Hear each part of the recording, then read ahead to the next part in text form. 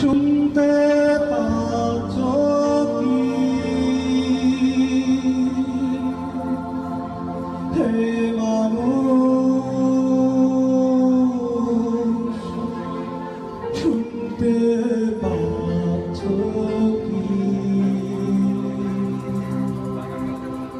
Building collapsed in Savar, Bangladesh. Over 1,100 workers died. Another 2,500 were injured.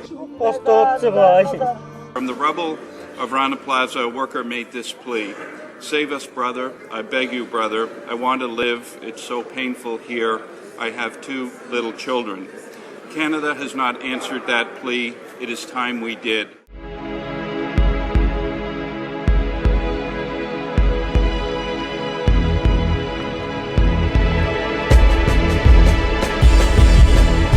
Matthew Kelvey, NDP MP for Beaches, East York, and a delegation representing Canada's largest unions travelled to Dhaka, Bangladesh, to commemorate the lives lost under the rubble of Rana Plaza. Kalpana Akhtar, a local union leader, meets with the Canadian delegation to discuss challenges and repercussions that workers are facing in Bangladesh, trying to organize unions and their fight for basic health and safety rights. We have about 5,000 factories across the country, and we have only 140 union that has been registered, and majority have that just registered last 1 year. But you know, when we have 140 union registered, we just mean we have a hope.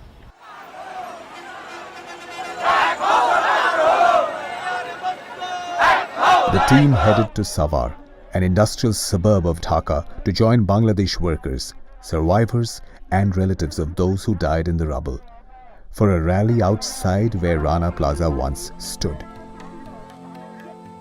The street was full of people holding up photos of their loved ones. Many of them never found the bodies of their relatives under the collapsed building, and many of them will never qualify for compensation. And this is the outcome of the logic of a economic system where a workplace, a garment factory, becomes a burial ground for workers. We come here to obviously mourn the dead, but also fight for the living, and to make sure that justice is brought about for those families that want to recover their families and make sure that they're compensated.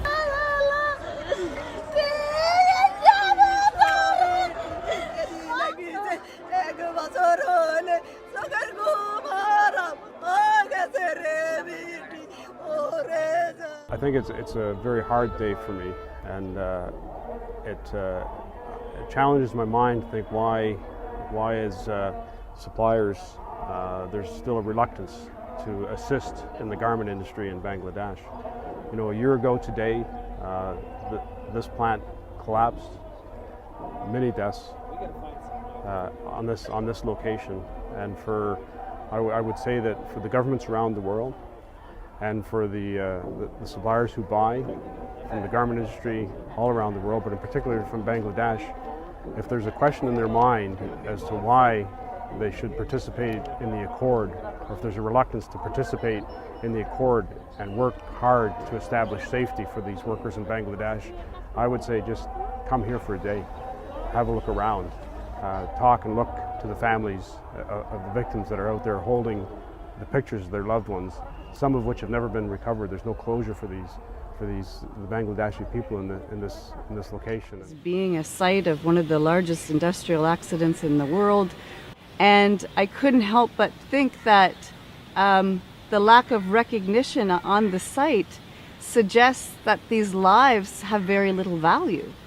Had Rana Plaza been organized, had the members had the workers there had it been a collective, this could have been avoided.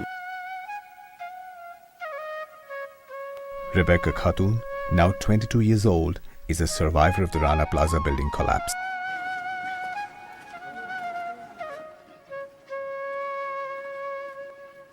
She watched in horror as her mother died right in front of her. 4 other family members also perished. For Rebecca, Rana Plaza took her legs, leaving her totally dependent on her husband. আমার সরকারে 10 লাখ টাকা সঞ্চয়পত্র দিছে 10 লাখ টাকার সঞ্চয়পত্র 9,200 টাকা আসে। এই 200 টাকা 9,200 টাকা দিয়ে আমি ঘর ভাড়া দিব না দোকান বিল দিব না যেগুলা ঋণ করছি সেগুলা দিব আমি কোন দিক দিয়ে আমি চলবো কোনোভাবে আমি চলতে পারতেছি না। The total amount of compensation was to be about $40 million for loss of life and injuries suffered from the Rana Plaza collapse. $40 million. Of that $40 million, currently there's about $16 million that has been raised so far, and of that $16 million, 2 companies, Loblaws and Primark, have given $11 million out of the $16 million. We're still $24 million shy, and companies like Walmart are a blip on the screen. They've contributed hardly anything, and it's a shame. These companies have to pay their fair share of compensation.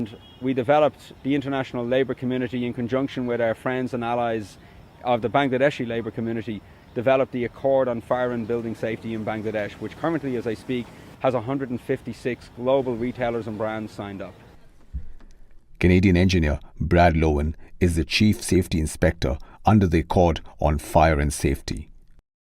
The accord is a legally binding agreement between the signatories, the unions on the one hand and the brands on the other.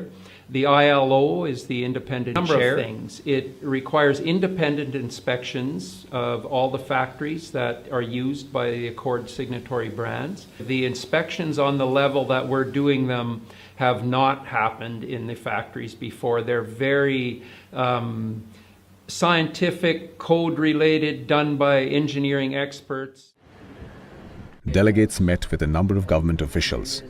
The delegation was greeted with a bank of television cameras and a mountain of microphones in their meeting with Commerce Minister Tofail Ahmed, one of the most prominent political personalities in the country. We are here to extend a hand of friendship to the government of Bangladesh and a hand of friendship to the workers of Bangladesh in the hopes that the government of Bangladesh will embrace the opportunity for the workers to associate freely, to bargain collective agreements with their employer freely, that will allow the workers of Bangladesh to have a bright future for themselves and for their children. We've talked to the various stakeholders and we've met with various government ministers and secretaries. The issues are inextricably linked right now. The collective bargaining, workers' rights and working conditions is linked to the fire and building safety. However, we have a fear that when the fire and building safety issues begin to become addressed, as indeed we hope they will, we do hope that the working condition and worker rights issues don't fall off the agenda. Bangladesh's organized unions and union federations hosted the Canadian delegation at a dinner in a hotel in downtown Dhaka. আইনের প্রয়োগ নেই আইনের বাস্তবায়ন হচ্ছে না এখনো শ্রমিকদের জন্য নিরাপত্তা দিতে হলে তাদের কারখানায় ট্রেড ইউনিয়ন থাকতে হবে এবং অবাধ ট্রেড ইউনিয়ন যে ট্রেড ইউনিয়ন করলে ওই রানা প্লাজার মতো মানে ধসে পড়তো না You've made a tremendous amount of progress, but to me, just to register a trade union doesn't go far enough. You got to have the rights to be able to go and negotiate a collective agreement and have that freedom without intimidation or coercion. In Old Dhaka, members of the delegation met young, courageous union organizers in the offices of the Bangladesh Center for Workers' Solidarity. I'm very moved by the passion and the commitment of the young workers we met today. Now I feel I want to go back. I feel strength from them. They've given me strength. Now I've got to go home and try and express that to my own union and to other people, to other workers, other unions, to try and find ways to provide more support.